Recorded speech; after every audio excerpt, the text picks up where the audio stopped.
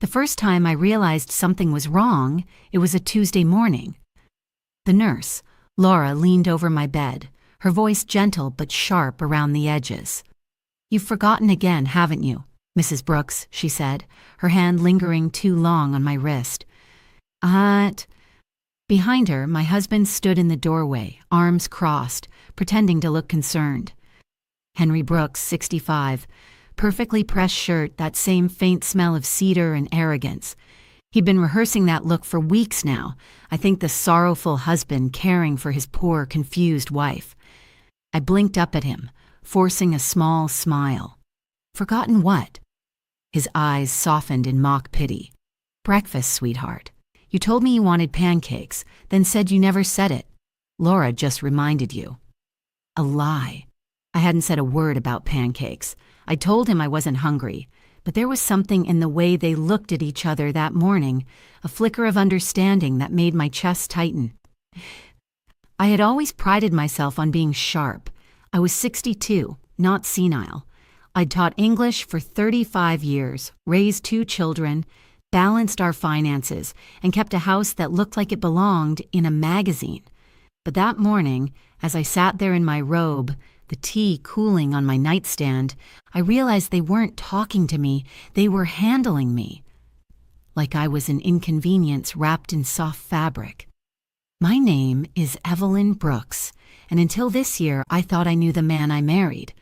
We'd been together 38 years. We met in college. I was the quiet literature major. He was the business student who said he loved a woman with a good mind. I should have known that what he really loved was control. When I had my mild stroke 3 months ago, I thought it was a blessing to have Henry there, attentive, patient, saying things like, "Don't worry, sweetheart, I'll handle everything." At first he did. He paid the bills, called the doctors, even hired the nurse when he said I needed round-the-clock care. But little by little, things began to slip away from me. He told me I'd misplaced jewelry I knew I'd put away. He corrected me in front of visitors, saying, "She means last week, not yesterday," with that sympathetic little laugh. And then the pills always mixed up, bottles moved around. When I asked Laura why my dosage was different, she said, "Your husband said the doctor changed it." I never saw that doctor's note. The worst part wasn't the confusion. It was the way they looked at me. Like I was fading right in front of them, and they were just waiting for me to disappear.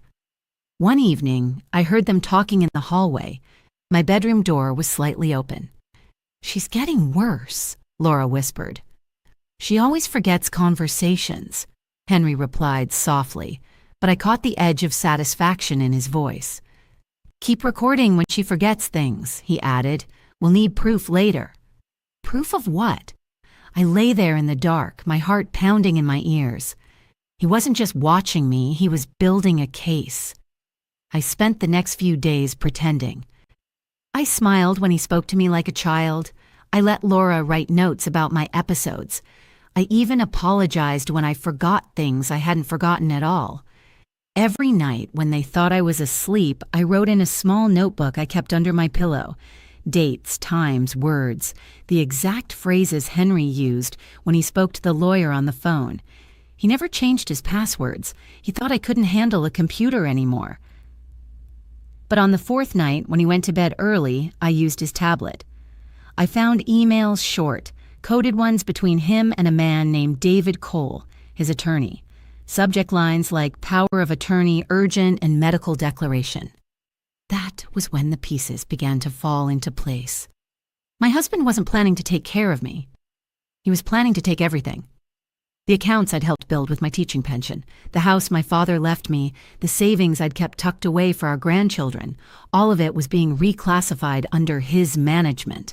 And I was being reclassified too. As unfit, unreliable, unwell. It was brilliant in a way. A slow erasure signed and sealed with my own trembling hand. I closed the tablet and sat in the silence of my bedroom, every heartbeat sounding like a clock ticking down to something final. That night, when Henry came in to check on me, I pretended to be half asleep. He tucked the blanket under my chin like he always did a performance for himself more than for me, and whispered, "Rest easy, sweetheart. Soon you won't have to worry about anything at all." He kissed my forehead and walked out, closing the door gently behind him. But as the click of the latch echoed in the dark, I opened my eyes. And for the first time in my life, I wasn't afraid. I was awake. If they wanted to play this game, they'd chosen the wrong woman to forget. When people talk about betrayal, they always picture one moment, one loud, dramatic break. But in truth, it happens slow. 100 tiny cuts before you ever see blood. I used to think Henry and I had a good marriage. Not perfect, but solid, the kind of partnership people envied when they saw our Christmas cards or the anniversary dinners at church. I wore pearls, he told jokes. We smiled like we were built from the same script. But looking back now, I can see it clearly. The erosion started long before the nurse ever walked through my door. When our children were young, I worked 2 jobs teaching high school English during the day, tutoring at night while Henry focused on his business. He told everyone he was building a real estate empire. What he really built was an image one that fed on my labor and my silence. He handled the finances, always said it was too stressful for me. He'd pat my hand and say, "You just focus on the kids, sweetheart. I'll make sure the numbers behave." I told myself it was fine. That's what trust looks like, isn't it? You divide the weight. You let the other person carry what you can't. Except I carried plenty. When his investments failed, I picked up extra work. When he gambled away a bonus in Atlantic City, I covered the mortgage from my savings. And when he raised his voice, not in rage, but in that slow, deliberate disappointment that made me feel small, I said nothing. It's strange, the ways women are taught to keep the peace. You swallow enough of yourself, and one day you wake up realizing you've disappeared entirely. When my stroke happened, it wasn't sudden.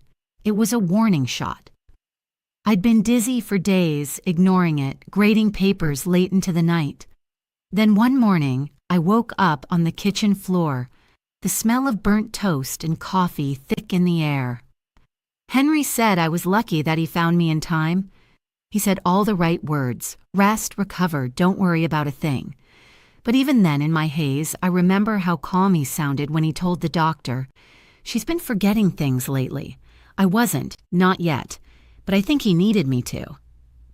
The weeks that followed were filled with kindness that felt rehearsed. He told everyone he was taking care of his wife.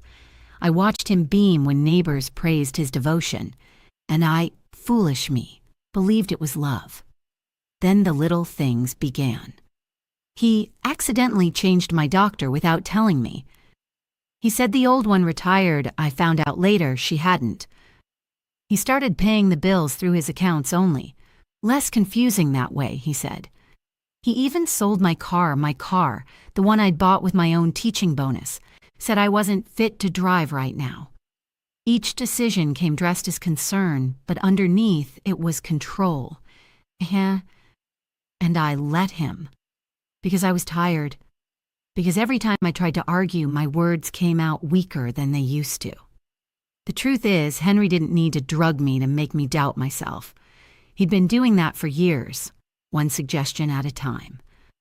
One night, I sat by my window, looking at the oak tree we planted when our daughter was born. 35 years of roots, branches, and storms.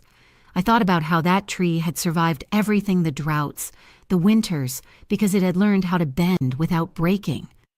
And I realized that was me. I had spent nearly 4 decades bending. But that night, for the first time, I didn't want to bend anymore. A few days later, the mail came, and with it, a letter from our bank addressed to Henry Brooks, primary account holder. I almost tossed it into the pile with the rest, but something stopped me.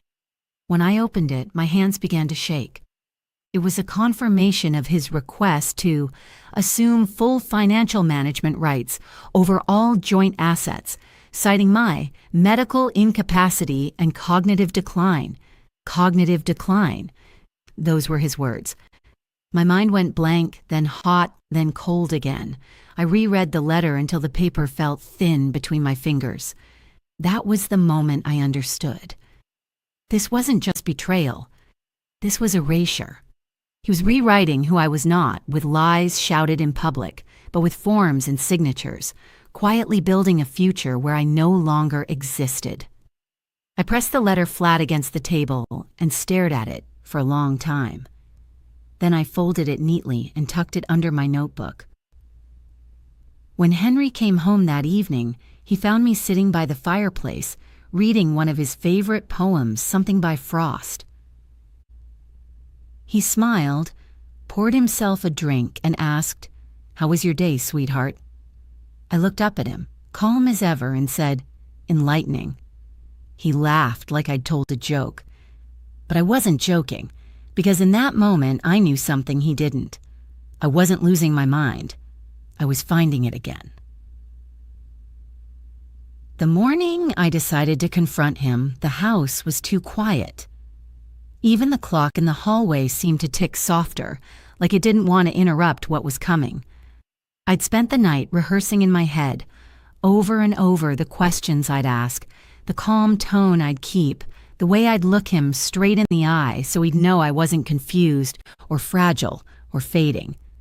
I brewed coffee myself, something I hadn't done in weeks, and waited until I heard his footsteps coming down the stairs. "Morning," he said, adjusting his cufflinks like a man about to deliver a sermon. "You're up early." I looked at him, really looked, and saw the man he'd become. Still handsome in that polished, gray-templed way, still controlled, but there was a new sharpness in his eyes, the kind men get when they believe they've already won. "I need to talk to you," I said quietly. He gave me that patient smile, the one that used to make me feel loved, and now just made me feel small. "Of course, sweetheart, but let's have breakfast first. Did Laura make your pills yet?" "I already took them," I lied. He froze for half a second, then nodded. "Good, that's good." We sat across from each other at the kitchen table. The morning light spilled through the blinds, striping his face in gold and shadow. I thought about how many mornings I'd watched him read the paper there, pretending everything in our life was fine. But this time I wasn't pretending. "Henry," I said, "I got a letter from the bank yesterday." He didn't look up from his eggs. "It said you filed paperwork to assume full control of our accounts. Said it was because of my mental decline." That made him pause. Slowly, he set his fork down. "Sweetheart," he said softly, "you must have misunderstood. That's just a precaution, a formality. You've been under a lot of stress since the stroke." "Stop talking to me like I'm a child," I said. My voice came out steady, but my hands were trembling under the table. "You know exactly what that means. You're trying to take everything." His jaw tightened, just barely. Then the mask returned. "Evelyn, you're confused. That's not what this is about." The sound of a plate clattering made us both look up. Laura stood by the counter, holding a tray. Her face was pale, her eyes darting between us. "Is there a problem?" she asked. Henry turned toward her, his voice calm. "No problem, Laura. Mrs. Brooks is just having another one of her moments." That word, moments, hit me like a slap. I stood up, gripping the table. "Don't you dare make her part of this. Don't you twist my words again." Laura looked frozen, torn between us. I could see the unease in her face, the guilt she couldn't quite hide anymore. "Henry," I said, quieter now, "I know what you're doing, and I know why." He met my eyes, and for a moment the performance dropped. I saw the calculation there, cold and naked. Then he smiled again, too wide, too calm. "Evelyn," he said, his tone syrupy and slow, "you've been mixing up dreams and reality again. You've accused me of things before things you later forgot. That's a lie." "See," he said, glancing at Laura, "this is what I mean. She gets defensive, paranoid." "Stop," I said, "just stop." But he kept going, gentle and cruel at once, each word sharpening the knife. "Sweetheart, you know I love you, but you're not well, Everyone can see it. That's why we brought Laura in to help keep things stable. I could feel my pulse in my throat. You mean to keep me quiet? He tilted his head. To protect you from yourself. That was the moment I felt something shift inside me. It wasn't rage, I'd burned through that already. It was colder than that. A kind of clarity, the realization that he didn't see me as a person anymore, just an obstacle to remove. I straightened up and said very softly, "You're the one losing control, Henry, not me." He chuckled, but I saw the flicker of unease. Let's not make a scene. I stepped closer. You've spent months trying to make me doubt myself, but you forgot who I was before you decided to rewrite me. He smirked. And who's that?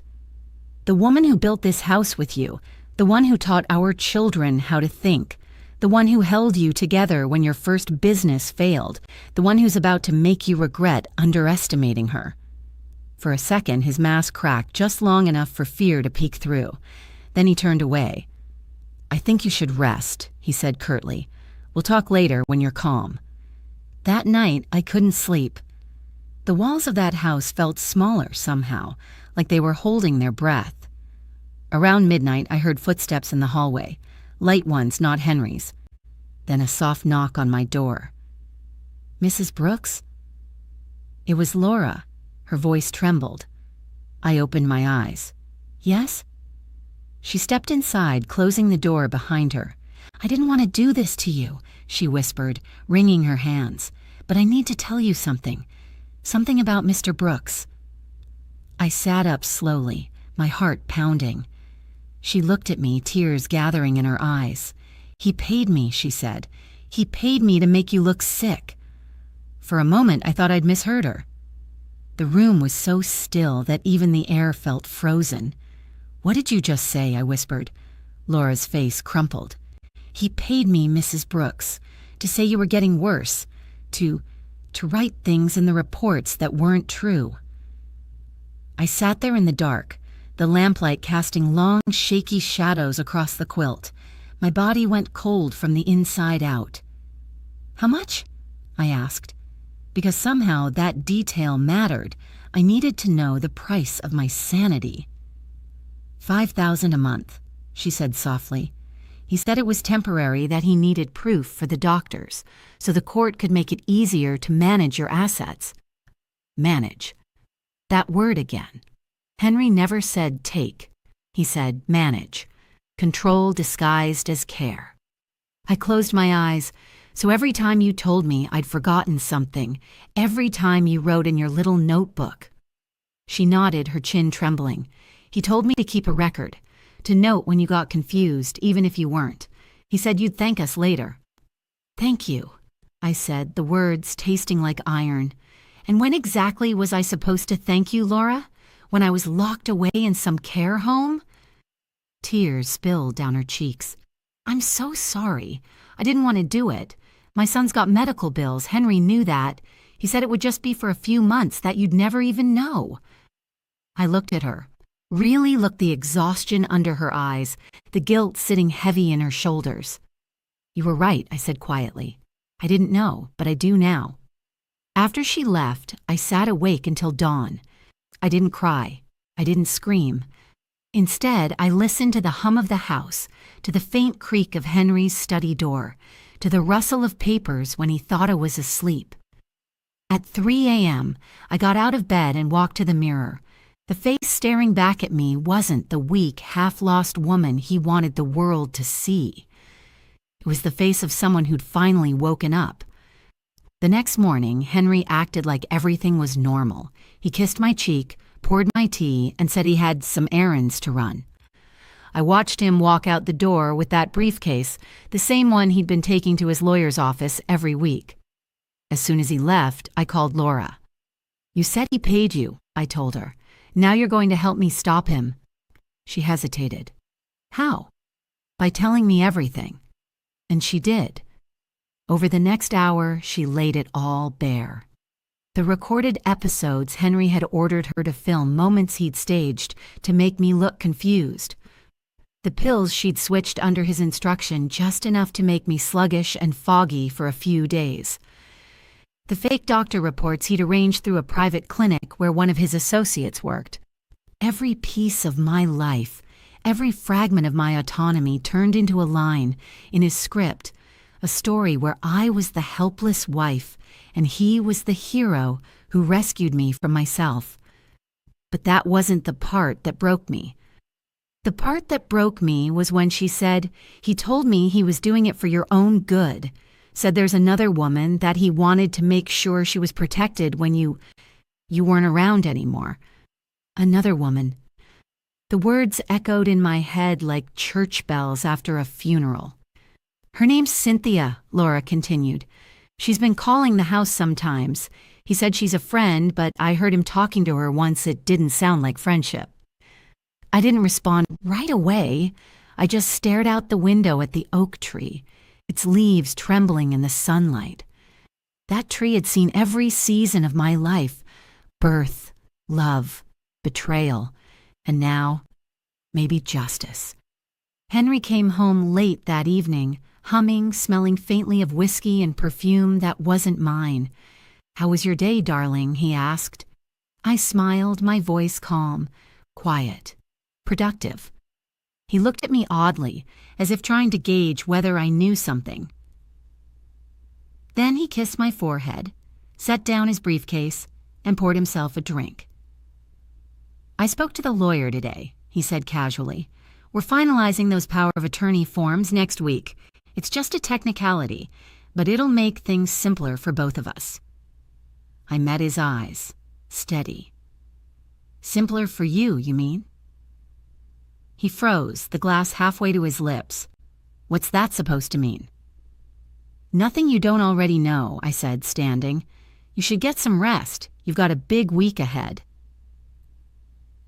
That night, when he went to bed, I slipped into his study. The briefcase was on the desk. Inside were papers, legal drafts, account statements, property lists. But it was the last folder that caught my breath, a document labeled Declaration of Incapacity. It was already signed, my signature forged, but close enough that it could pass. And stapled behind it was a printed email chain. From Henry to his lawyer. "Once she signs, transfer primary ownership of the estate to me. Cynthia will take over the residence once the facility placement is arranged." Facility placement. He wasn't just taking my money. He was planning to put me away. I folded the papers carefully, slipped them back in place, and turned off the light. By the time I returned to bed, my heart had stopped trembling. Because now I knew the truth, the full, ugly truth. And I also knew something else.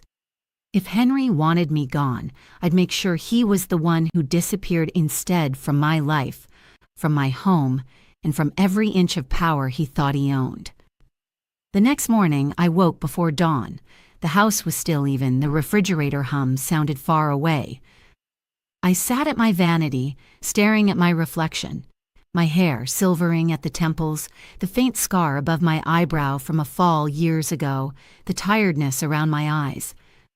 This was the woman he thought was fading, the woman he thought he could rewrite. But he'd forgotten something about me, something I'd spent my whole life teaching other people, how to read between the lines. I had lived with Henry Brooks long enough to know that his greatest weakness wasn't greed. It was arrogance. He believed no one could outthink him. So I decided to let him believe that just long enough to hang himself with it. The first call I made was to Marjorie Sanders. She'd been my closest friend since college. We'd lost touch over the years, the way people do when life gets busy. But I remembered that she'd worked as a paralegal before retirement. When she picked up, her voice sounded surprised. "Evelyn? My goodness, it's been ages. How are you?" I hesitated. "That depends," I said quietly. "Do you still remember how to read a power of attorney?" There was a pause. "Tell me everything," she said. I did. Every word, every whisper, every document. She didn't interrupt once. When I finished, she exhaled slowly. "Evelyn, you're in danger, but not the kind you think. You need a lawyer, one who doesn't know your husband. I can't go to anyone local, I said. He has friends in half the firms in this town. Marjorie was silent for a moment, then said, I know someone, Paul Henson. He helped me with my late sister's estate last year. Honest, sharp, and, most importantly, not impressed by rich men. She gave me his number. When I called Paul, I could hear skepticism in his voice at first. But the moment I said Henry's name and described what was happening, his tone changed. Mrs. Brooks, he said, if everything you're saying is true, this isn't just manipulation. It's premeditated fraud, maybe even abuse. I don't want pity, I told him. I want strategy. He chuckled softly. Then we'll get strategic. He told me to gather everything: documents, recordings, witnesses. Don't confront him again, he warned. Let him think you're still confused. When people like your husband believe they're winning, that's when they get sloppy. Over the next week, I played my role to perfection. When Henry reminded me to take my pills, I smiled sweetly and thanked him. When he spoke to me like a nurse giving orders to a patient, I nodded and pretended not to understand. Inside, though, I was taking inventory. Every call he made, every document that arrived, every slip of arrogance that revealed what he was planning next. Meanwhile, Laura began to change too. At first, she avoided me out of shame, but as days passed, she started helping quietly. She began forwarding me the voice memos Henry had ordered her to keep, recordings that proved my confusion. In one, his voice could be heard whispering, "Ask her about her mother again. She always stumbles there." In another, she asked, "What year is it?" And my voice, steady, clear, replied, "It's the year my husband lost his soul. I saved them all." Paul worked quickly. We met in secret at the public library, of all places. The irony wasn't lost on me. A retired English teacher rebuilding her case for sanity among shelves of stories about survival. He reviewed Henry's fake documents, the forged signature, and the transfer orders. He's clever, Paul admitted, but sloppy. The date on this form predates your supposed diagnosis by 2 weeks. That's our crack in the armor. He advised me not to stop the upcoming signing, but to let it happen. Let him believe he's won, Paul said. We'll prepare counter documents that override his, signed under legitimate counsel. When he tries to activate his power of attorney, we'll be waiting with the truth. That night, I called Laura again.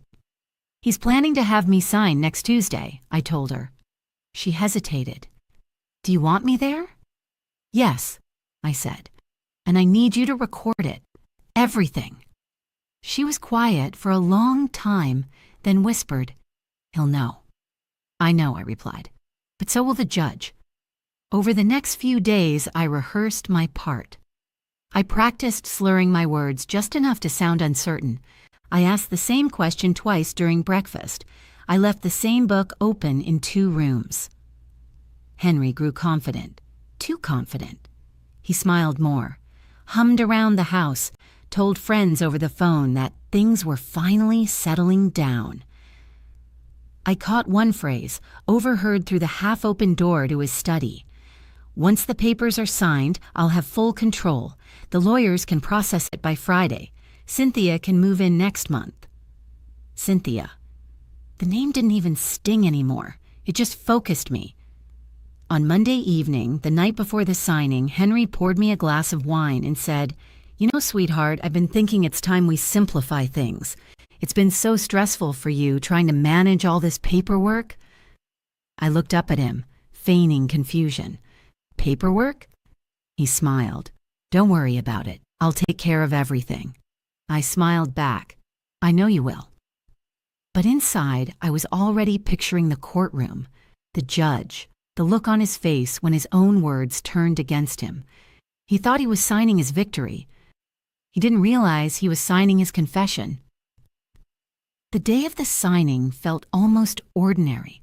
A calm sky, birds chattering on the oak outside, sunlight pouring through the kitchen window as if the universe hadn't noticed what was about to happen.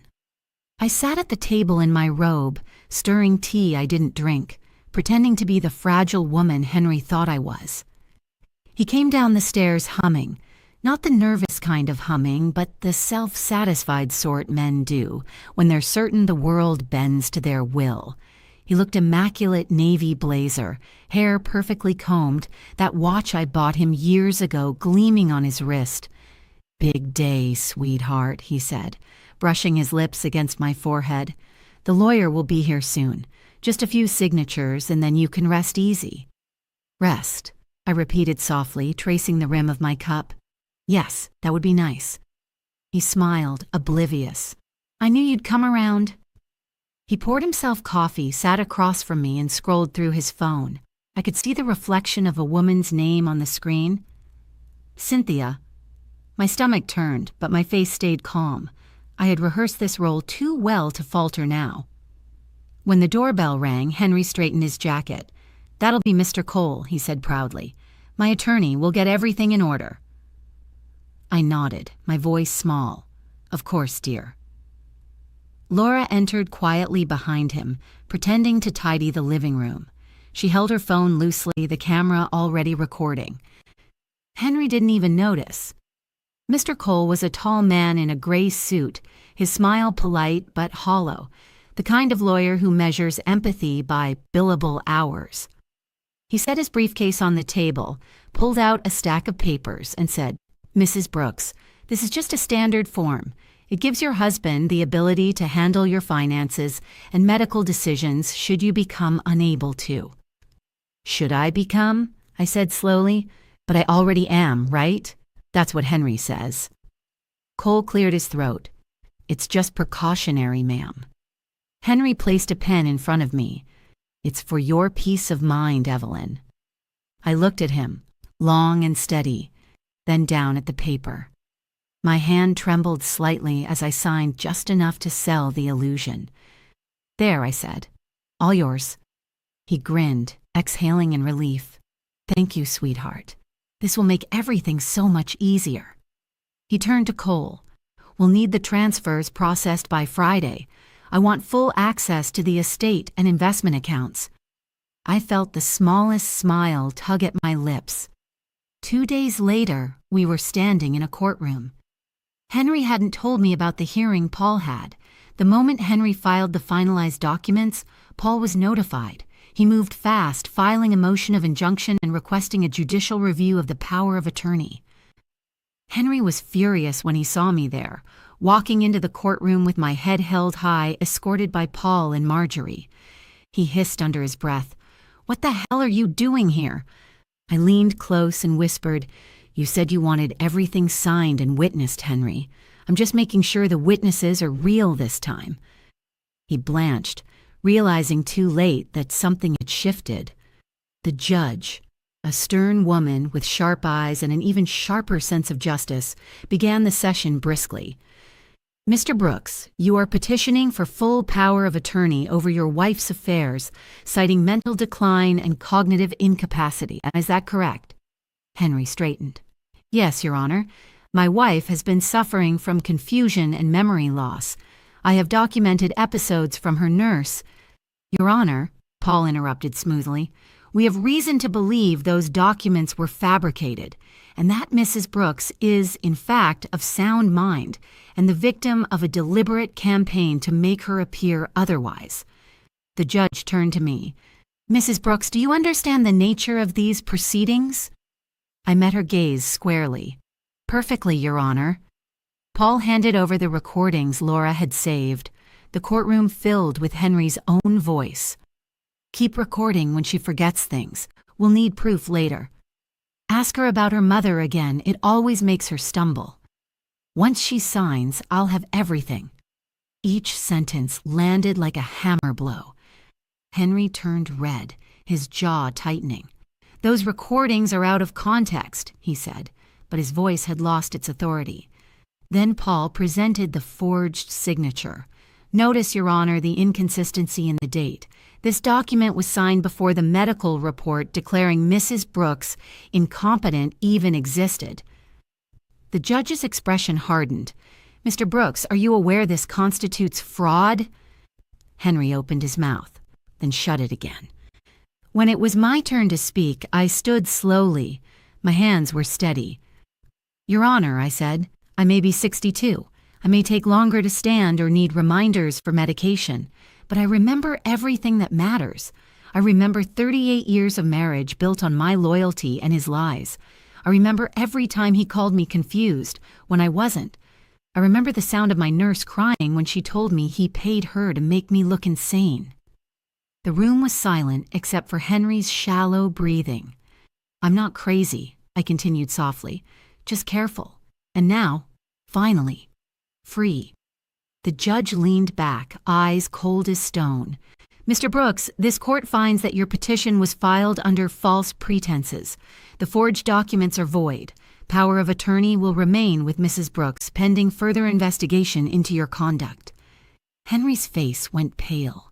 He tried to speak, but no words came. As we left the courtroom, he reached for my arm. Evelyn, please. I pulled back. Don't touch me. He tried to muster that old charm, but it was gone now, stripped bare like the truth. You can't just walk away from everything we built, he said bitterly. I turned to him one last time. You're right. I'm not walking away from what we built. I'm taking it back. The day the court ruled in my favor, the world finally went quiet. No more whispers behind closed doors. No more people looking at me like I was a fragile thing waiting to break.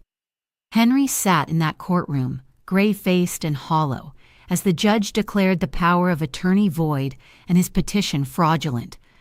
I didn't look at him when I walked out. There was nothing left to see. Outside, the air felt cleaner, lighter. I breathed it in like it was freedom itself. Paul told me I was brave, but I wasn't brave. I was just done being afraid. Henry left the house that same week. The silence he'd once used to control me became my peace. I spent my mornings in the garden again, coffee in hand, sunlight on my face, listening to the wind move through the oak tree out back. That tree had survived every storm, every season. So had I. Grace called soon after the ruling. Her voice cracked as she said, "Mom, I still can't believe he did that to you." I told her the truth. "Believe it, sweetheart. But don't let it make you bitter. Let it make you smart." She was quiet for a while, then whispered, "You sound strong again." I smiled. I never stopped being strong. I just forgot for a little while. Some days I still catch myself expecting Henry's footsteps or the clink of his watch against the counter. The habits of fear take time to fade. But when those memories come, I don't run from them anymore. I write them down. I keep a small notebook on my nightstand, the same one where I once documented his lies. Now it's where I record my truth. Because memory, I've learned, is a kind of power. It can destroy you when someone twists it, but it can also save you when you claim it back. A few weeks ago, I went into Henry's old study. The room smelled of dust and arrogance. On the desk sat his old letters, all those empty promises written in a younger man's hand. I lit the fireplace, one match at a time, and fed them to the flames, not in anger, but in closure. As the last one burned, I whispered, "You almost erased me, Henry, but I was writing the whole time." Now the house feels alive again. The roses he once had cut down are blooming wild and red. The air smells of ash and freedom. Neighbors still whisper, but I don't care. Let them. They can talk about the woman who lost her husband. I know the truth. I didn't lose anything worth keeping. I survived the man who tried to rewrite me.